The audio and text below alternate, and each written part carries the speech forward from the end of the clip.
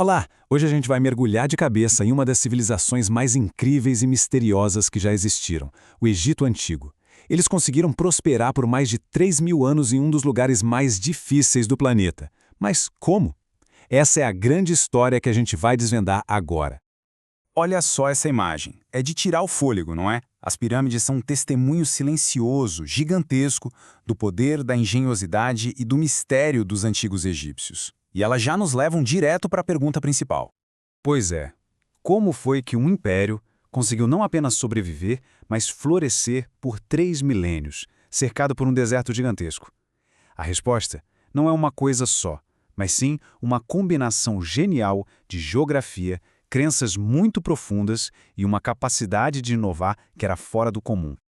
Ok, vamos começar a juntar as peças desse quebra-cabeça. E para entender o Egito, a gente precisa, antes de mais nada, entender o seu coração pulsante, a sua verdadeira fonte de vida, o Rio Nilo. A localização do Egito, bem ali no nordeste da África, foi um fator decisivo. Dê uma olhada no mapa. Ele era protegido por barreiras naturais por todos os lados. O Mar Mediterrâneo ao norte, o Mar Vermelho a leste e, claro, o imenso deserto do Saara. Essa geografia praticamente isolou e protegeu a civilização por séculos. E aqui está a chave de tudo. O historiador grego Heródoto resumiu isso de forma perfeita. Essa frase é genial. Sem o Rio Nilo, simplesmente não haveria Egito. As cheias anuais do rio, que poderiam ser um desastre, eram na verdade uma bênção. Elas depositavam uma lama escura, super fértil, que permitia a agricultura em pleno deserto. Era a vida brotando da areia. Agora, para conseguir administrar as águas do Nilo, com suas cheias e a necessidade de criar canais de irrigação, era preciso um Estado forte, organizado e centralizado. E foi assim que nasceu o que a gente chama de Império Teocrático de Regárdio.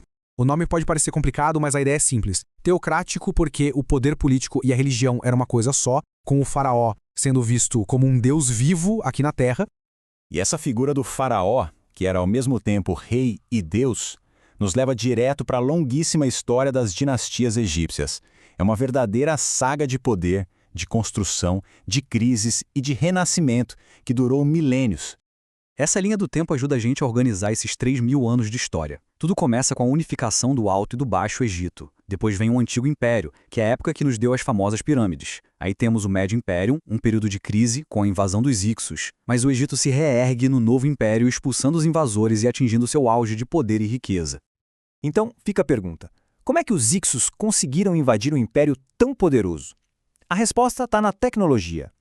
Eles chegaram com uma arma revolucionária para a época, os carros de guerra puxados a cavalo. Era algo que os egípcios simplesmente não conheciam. Essa inovação mudou completamente o jogo no campo de batalha e permitiu a conquista. Já no Novo Império, acontece um dos episódios mais malucos e radicais da história egípcia. O faraó Amenófis IV, que mudou o próprio nome para Akhenaton, tentou simplesmente acabar com todos os deuses e instituir o culto a um único deus, Atum, o disco solar. Foi uma tentativa de quebrar o poder dos sacerdotes, mas essa revolução não durou muito tempo depois da morte dele. Mas para entender de verdade a alma do Egito, a gente precisa ir além da política e das guerras.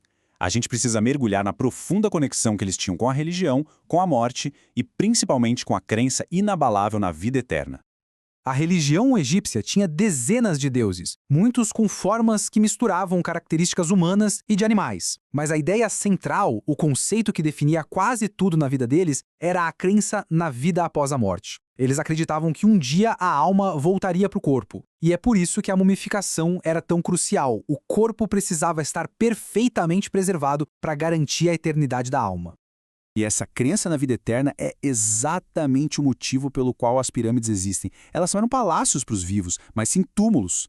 Túmulos monumentais e super seguros, projetados para proteger o corpo mumificado do faraó e todos os seus tesouros para a jornada na outra vida.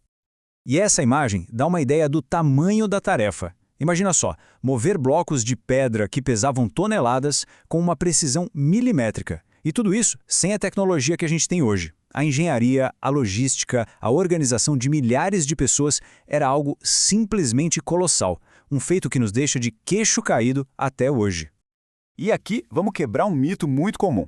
Sabe aquela ideia que a gente vê nos filmes de que as pirâmides foram feitas só por escravos? Então, A história real é um pouco diferente. A maior parte da mão de obra era formada pelo próprio povo egípcio, que trabalhava nas construções na época das cheias do Nilo, quando não dava para plantar. Era um sistema chamado servidão coletiva, como se fosse um imposto pago com trabalho. E era também uma forma de o faraó unir toda a nação em torno de um projeto divino. Bom, vamos dar uma olhada agora na estrutura que sustentava tudo isso, a sociedade egípcia e o conhecimento impressionante que eles desenvolveram. A escrita é um ótimo exemplo da sofisticação deles. A mais famosa, claro, é a hieroglífica, aquela escrita sagrada, cheia de desenhos, super complexa. Mas, para o dia a dia, eles precisavam de algo mais prático. Por isso, criaram versões mais simples, a hierática, usada por sacerdotes e escribas, e a demótica, que era ainda mais popular e acessível para todo mundo. Tantos séculos de uma civilização tão rica deixaram marcas profundas no mundo. Vamos ver agora como as conquistas do Egito Antigo continuam a influenciar a nossa vida até hoje. O legado deles é impressionante. Na medicina, por causa da mumificação, eles ganharam um conhecimento de anatomia tão avançado que permitia até cirurgias no crânio. A matemática e a engenharia deles estão aí, de pé, na forma das pirâmides. E na astronomia, eles criaram um calendário solar de 365 dias super preciso para conseguir prever as cheias do Nilo. E isso tudo nos deixa com uma reflexão final. A base do nosso calendário, muitos conceitos de medicina, de engenharia, tudo isso tem raízes lá nas margens do Nilo. Então a pergunta que fica é, que outra parte dessa civilização incrível do Egito Antigo ainda está viva no nosso dia a dia, talvez até sem que a gente perceba? El de Camero.